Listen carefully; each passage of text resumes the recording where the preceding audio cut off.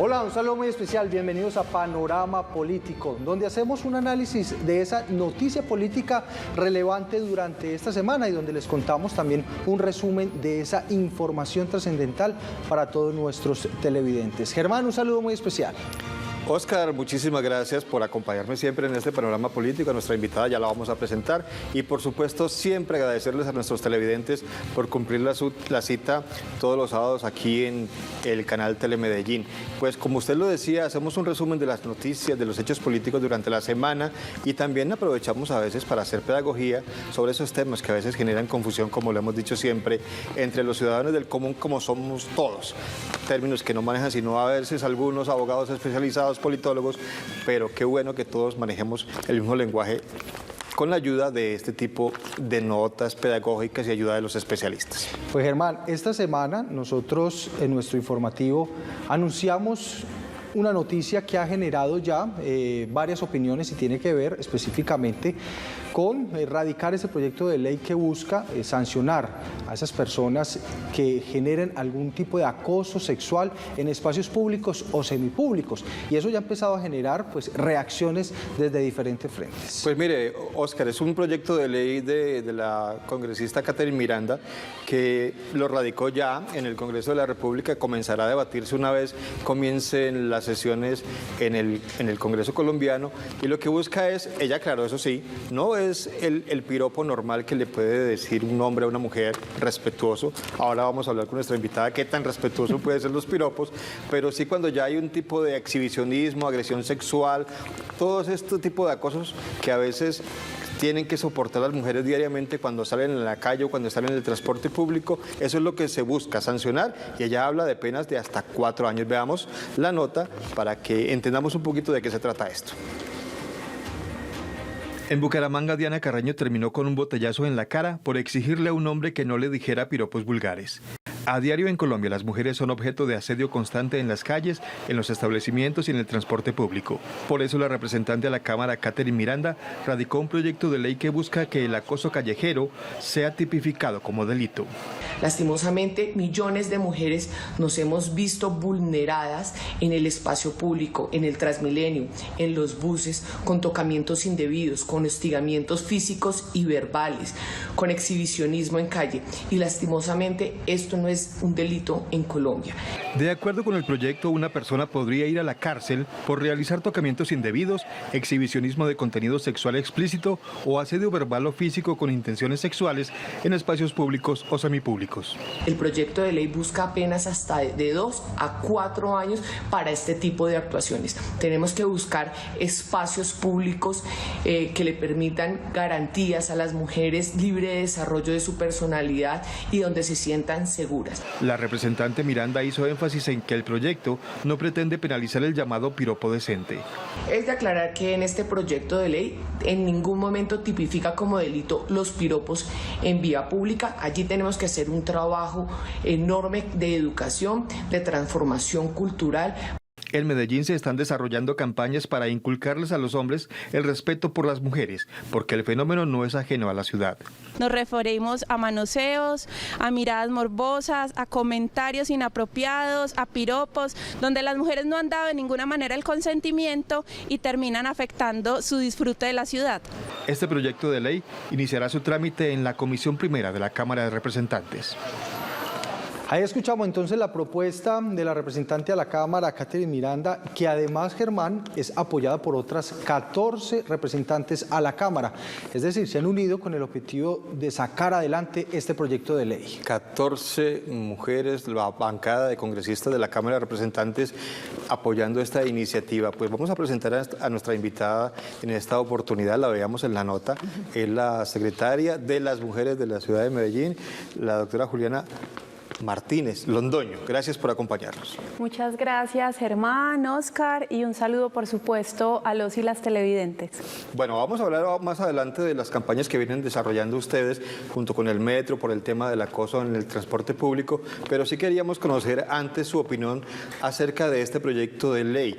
Ella habla de que no se va a penalizar el piropo callejero, que de pronto no sea tan agresivo, pero eso generó mucha polémica porque había gente que dice, entonces no le podemos decir a una mujer, tiene los ojos bonitos porque me puede acusar de que es acoso y voy a la cárcel.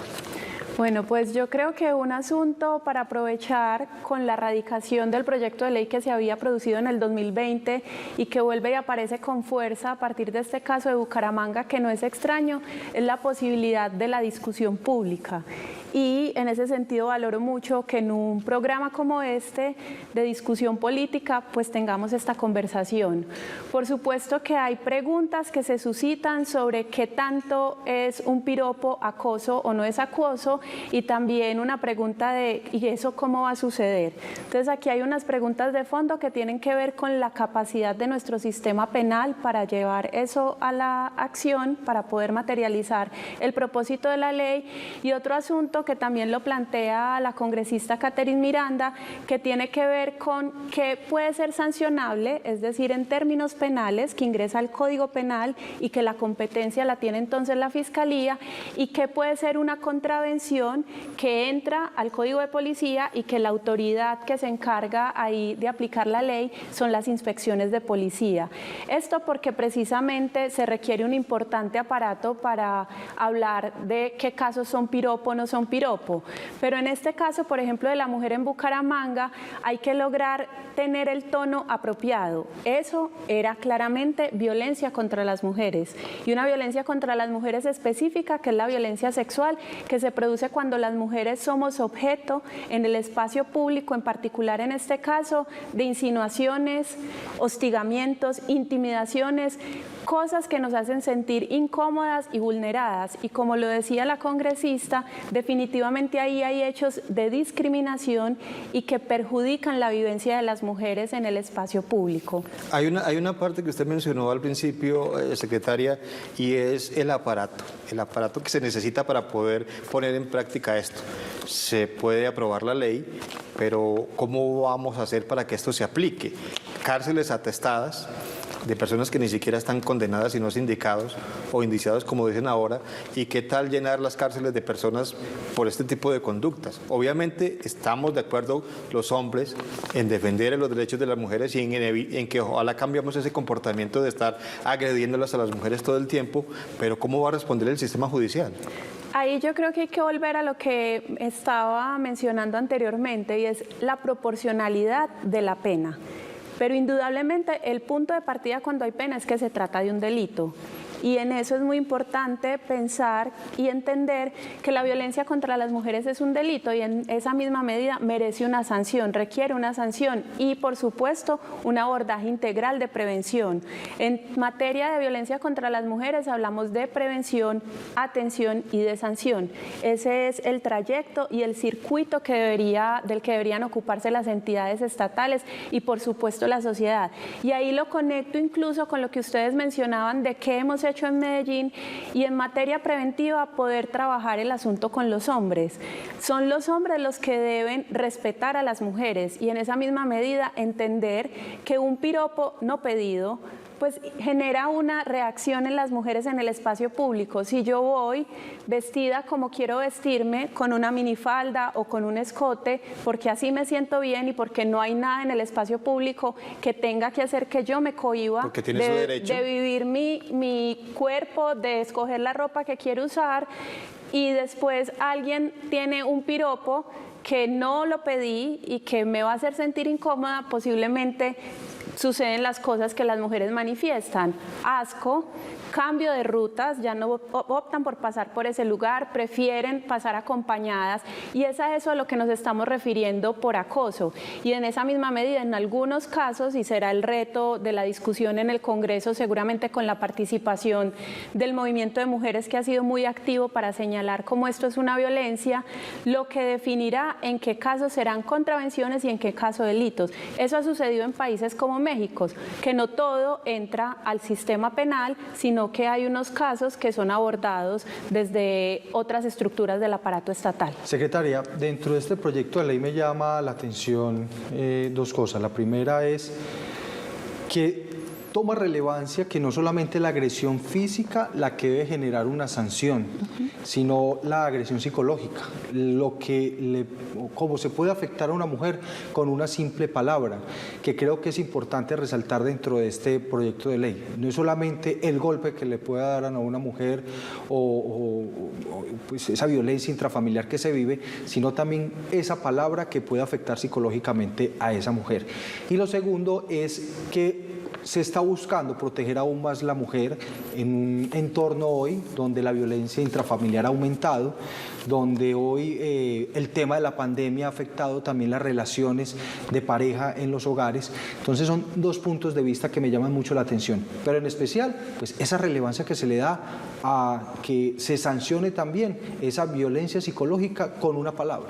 Lo que usted menciona, Oscar, permite además completar el panorama, porque en la forma en que entendemos el problema social de las violencias contra las mujeres hay que agregar esos otros ingredientes. Entonces, las mujeres no están seguras en sus casas, vemos que son alrededor del 73% en el 2020 en Medellín de las víctimas de violencia intrafamiliar, ellas son las principales afectadas con este problema, no están seguras en el trabajo, no están seguras en el espacio público y en esa medida es necesario ese trabajo integral y por eso ninguna de esas formas de violencia puede disminuirse porque es lo que está dando cuenta que la violencia contra las mujeres es un asunto estructural y sistemático y que está teniendo un efecto lesivo en una parte muy importante de la población.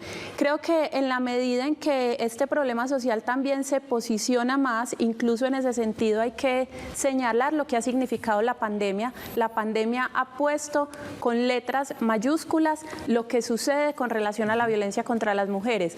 Y entonces eso hay que seguirlo complejizando y atendiendo con un fenómeno como el acoso callejero.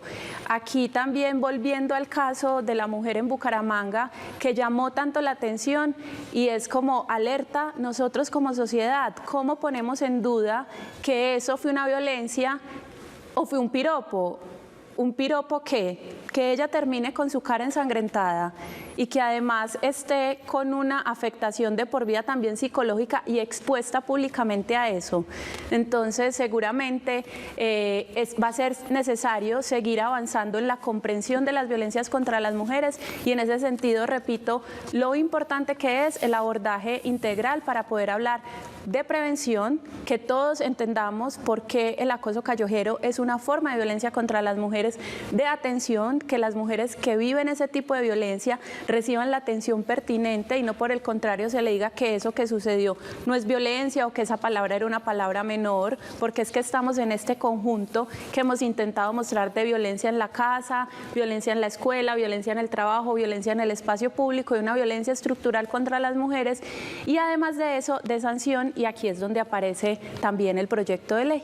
Secretaria, pues tenemos algunas cifras, veamos cómo está el panorama de esa violencia contra las mujeres que nos permita hacer un análisis más profundo y que nos permita también pedir, porque no ese proyecto de ley que hoy permite frenar esa violencia contra las mujeres. Germán, ¿qué cifra nos tiene hoy frente a todo este tema? Bueno, importante lo que dice la secretaria sobre eso del piropo no pedido, lo que la gente hace en la calle, las mujeres que se mueven por cualquier parte, que van en el transporte público y por más que se vistan aparentemente, como ahora vamos a analizar con la secretaria, provocativas, nadie tiene derecho a decirle nada a una persona, simplemente vístase como se vista. Lamentablemente se ven muchos casos de violencia sexual, feminicidios, violencia intrafamiliar y vamos a ver algunas cifras. En el año 2020 estamos esperando consolidado, por supuesto, de lo que ocurre en el año 2021. Violencia sexual del 1 de enero al 22 de diciembre de 2020, 1.462 mujeres víctimas de presuntos delitos sexuales. Vamos a ver otra cifra también importante, violencia intrafamiliar, del 1 de enero al 31 de diciembre también, 2020, se registraron 6.563 mujeres que fueron víctimas de violencia intrafamiliar. Ese caso de violencia intrafamiliar. Y vamos a ver la última cifra, grave también, presuntos feminicidios. De los 33 homicidios de mujeres en este periodo del 1 de enero al 31 de diciembre de 2020, pues 22 fueron clasificados como presuntos feminicidios. Y ese tema de los feminicidios quiero que lo hablemos con la secretaria de las Mujeres porque hoy en día, cuando ocurre el homicidio de una mujer, pues hay que analizar si realmente es un feminicidio o no, porque eso ya tiene, digamos que unas características especiales. Violencia intrafamiliar, violencia sexual y feminicidios. La mujer siempre protagonista, pero para mal desafortunadamente. Pues la mujer en una situación, como lo mencionábamos ahorita, de violencia estructural, es un sistema en el que las mujeres realmente pues somos afectadas de distintas maneras, con las implicaciones que además eso es importante señalarlo, que la ley 1257 de 2008, que es la ley que en materia de violencia contra las mujeres establece 4 formas de violencia contra las mujeres, 4 tipos de violencias contra las mujeres que se deben entender también integralmente: violencia física, violencia psicológica, por eso no se puede minorar, es una palabra, eso usualmente además suele venir en escalada y tiene un efecto sobre la autoestima y la autopercepción de las mujeres que dificulta en muchos casos que tomen decisiones, violencia económica y violencia sexual. Y en el caso de los homicidios de mujeres, varios elementos que son importantes para quienes nos ven. Lo primero es que en el país hace 5 años apareció el tipo penal de feminicidio. Y este es un tipo penal que nos permite entender cuando las mujeres son víctimas de homicidio por el hecho de ser mujeres, por asuntos asociados a su condición de mujer o a su rol de género. Y eso implica que hay una sanción más alta. Los protocolos de fiscalía establecen que por defecto los homicidios de mujeres deberían investigarse como presuntos feminicidios. Para eso, en el Consejo de Seguridad Pública para las Mujeres, que es una instancia muy importante y además diferente que tiene la ciudad porque no la tienen otras ciudades del país, y donde nos ocupamos de analizar y de proponer acciones en favor de eliminar la violencia contra las mujeres y que nosotras vivamos una vida libre de violencias, hay una comisión primera que hace el análisis de estos homicidios con otras entidades corresponsables. Y ahí se hace un ejercicio académico según las circunstancias de tiempo, modo y lugar, lo que señala el derecho internacional y lo que está estipulado en los protocolos nacionales para decir si eso correspondía a un homicidio de una mujer por su condición de mujer, por asuntos relacionados con su género, es decir, a feminicidios. Y por eso también para quienes nos ven, a veces se trata indistintamente la denominación homicidios de mujeres o feminicidio, son cosas diferentes y hay que reconocer también en la palabra feminicidio una potencia política para explicar esa expresión quizá la más grave de la violencia contra las mujeres, que es cuando una mujer pierde su vida, usualmente en este ciclo de violencia que es crudo, que además nos mueve por dentro porque es injusto. Bueno, secretaria, pues en este panorama político es importante también hacer o exaltar pues ese trabajo que vienen haciendo las congresistas por proteger, por salvaguardar a la mujer, y creo que en buena hora pues llega este proyecto de ley que ojalá se sancione pronto, que se debata pronto y que las mujeres puedan tener muchas más herramientas para denunciar y obviamente con el objetivo de que existan sanciones para que esto no vuelva a suceder. Muchas gracias, secretaria.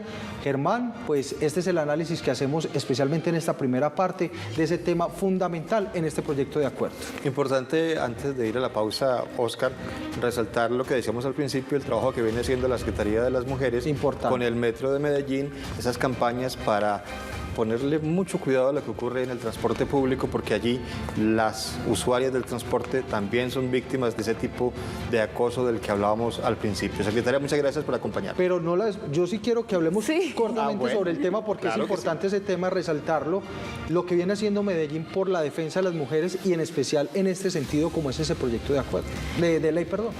La ciudad de Medellín desde el 2015 hace parte de una iniciativa global de ONU Mujeres que se llama Ciudades Seguras y Espacios Públicos Seguros para las Mujeres y las Niñas. Eso ha implicado un trabajo en la calle, que es donde sucede el acoso callejero. La ciudad viene implementando este proyecto y desde el año pasado también lo hicimos en 5 comunas, que son las comunas con mayores hechos de violencia contra las mujeres, y en el corregimiento de Altavista, estamos hablando de la comuna O 1, 2, 3, 8 y la 10. Y ahí vamos, también este año vamos a hacer el mismo trabajo con Robledo. El proceso parte de hacer una línea base, que es poder identificar esas zonas donde las mujeres se sienten inseguras, qué les produce eso, cuáles son los actores que generan esa inseguridad y con qué actores del barrio se puede trabajar en una solución. En esa medida, y como lo mencionaba Germán, hemos realizado capacitaciones con policía, con el ejército, con el INDER, y un aliado clave ha sido el Metro de Medellín, porque precisamente en el transporte público muchas mujeres manifiestan sentirse inseguras, tener restricciones en los horarios, y en esa medida modifican la hora en que salen la ciudad. Y vuelvo y lo digo, eso afecta el disfrute de las mujeres de la ciudad, el derecho que tenemos a la ciudad. Entonces hacemos sensibilizaciones, capacitaciones, y se complementa también con otros temas preventivos que realiza la Secretaría de las Mujeres, con los mecanismos de atención de las violencias que tiene y con el trabajo articulado que hacemos con otras entidades. En el metro puntualmente tenemos una campaña que se llama "Hay líneas que no deben cruzarse", y por las líneas que no deben cruzarse, metafóricamente hacemos alusión a la línea del metro, pero también a esta línea que nos hace preguntarnos qué es acoso y qué no es acoso. Y definitivamente esa línea no se debe cruzar, porque es la línea de los derechos de las mujeres que sí o sí se debe respetar. Pues, secretaria, mucha tela por cortar en este tema. La vamos a seguir invitando, no solamente en este panorama político, sino en los demás espacios de nuestro sistema informativo, porque hay que resaltar pues esta labor y este trabajo en defensa de las mujeres. Vamos a una pausa y ya regresamos con Panorama Político.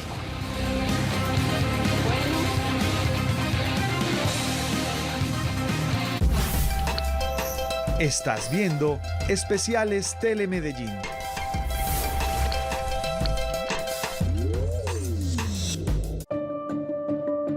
Las mejores recetas las encuentras en A la Carta. Platos deliciosos, elaborados por los chefs más reconocidos de la ciudad, se complementan con postres exquisitos de reposteros inigualables. El dulce y la sal harán de cocinar una experiencia inolvidable en casa. A la Carta, de lunes a viernes a las 11:30 de la mañana por Telemedellín. Aquí te ves. No sé para qué volviste. Y los esperamos este sábado en nuestro programa Tony Son a las 8 de la noche. Va a estar fantástico. Tendremos unos invitados maravillosos. Conjunto Tucumán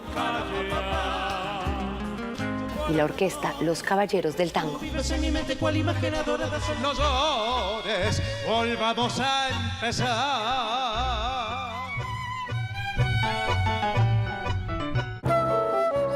Entre el barro y los pinceles, el arte cobra vida. Cada que yo termino una pieza en pintura o escultura, me siento feliz de poder transmitir ese Gustavo Munera que hay en su interior, en la misma pieza. Por eso es que le doy vida. Este domingo en Escultur, Gustavo Munera. Por Telemedellín, aquí te ves.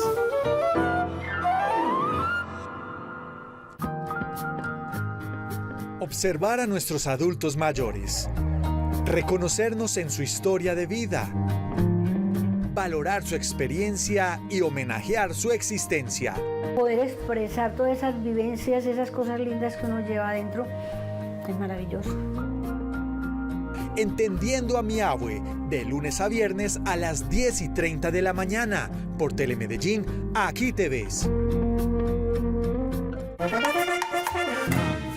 Fernandito Pavón, ¿qué va a pasar en la Viejoteca este sábado? Piernan, porque llegó el recambio de la música tropical en Colombia. Ustedes no saben, no se imaginan, no se les pasa por la mente cómo vamos a estrenar dos orquestas en la Viejoteca de Telemedellín, Swing Costeño y La Estación. ¡Carajo!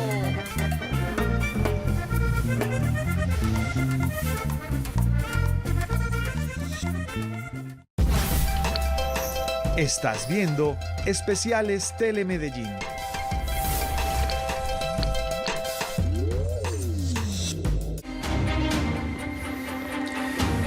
Germán y televidentes, sin duda otra de las noticias que llamó la atención durante esta semana tiene que ver con el nombramiento del nuevo ministro de Defensa de nuestro país, en reemplazo de Carlos Holmes Trujillo, recordemos, quien muere por COVID-19. Pues también generó varias reacciones y en especial lo que significa políticamente para el país que Diego Molano, uno de los hombres también de confianza del presidente de Colombia, Iván Duque, pues llegue a ocupar esta cartera. Diego Andrés Molano, que estaba ocupando antes de ser nombrado como ministro de Defensa, pues el departamento administrativo de la presidencia, con gran experiencia, ha tenido varios cargos, estuvo en el departamento de Acción Social, departamento administrativo de la Acción Social, que cambió de nombre posteriormente, y digamos que ha tenido varios cargos en la vida pública, director del Instituto Colombiano de Bienestar Familiar y fue concejal de Bogotá.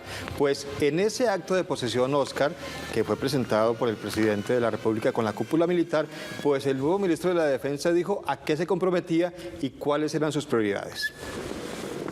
El presidente Iván Duque oficializó el nombramiento. He designado como nuevo ministro de Defensa Nacional al doctor Diego Molano Aponte, quien se venía desempeñando como director del Departamento Administrativo de la Presidencia de la República. Diego Molano es administrador de empresas con más de 25 años de experiencia pública. Fue concejal de Bogotá, director del Instituto Colombiano de Bienestar Familiar, director de Acción Social y director del Departamento Administrativo de la Presidencia. En el DAPRE, en este Departamento Administrativo de la Presidencia, el doctor Molano ha acompañado no solamente los consejos de seguridad que se han realizado en todo el territorio nacional, sino que también ha ejercido supervisión y seguimiento administrativo y operacional a la Consejería de Seguridad Nacional. En su discurso de posesión, el nuevo ministro de la Defensa manifestó que en lo que resta del actual gobierno concentrará sus esfuerzos en la lucha contra el narcotráfico, la erradicación de cultivos ilícitos y la búsqueda y captura de los líderes de organizaciones delincuenciales. Que sepa Otoniel, que sepa Márquez, que sepa Santrich, que sepa Iván Mordisco y Gavino, que los vamos a buscar por mar, aire y tierra. Que nuestras fuerzas militares y de policía no descansarán hasta que los liberemos a los colombianos en esas regiones de ese yugo que ellos quieren enfrentar. Molano se comprometió también a combatir el microtráfico en todo el territorio nacional. Por eso, con la Policía Nacional, con los alcaldes, daremos todas las batallas para incautar la droga, para destruir las ollas y para restituir la seguridad en los vecinos y comunidades de las ciudades colombianas. Finalmente, el ministro Diego Molano dijo que las fuerzas militares están preparadas para acompañar en todo el país el plan de vacunación contra el COVID propuesto por el gobierno nacional. Durante la posesión del nuevo ministro de la Defensa, se llevó a cabo también la posesión del nuevo director del Departamento Administrativo de la Presidencia, Víctor Muñoz, quien reemplaza a Diego Molano. Pero también la reactivación económica. Germán, ¿y reacciones de congresistas frente a este nombramiento del nuevo ministro de Defensa? Obviamente los que son afines al gobierno nacional, de acuerdo con el nombramiento, otros no tanto. Un funcionario de todos los quilates que ha hecho una labor magnífica donde ha estado.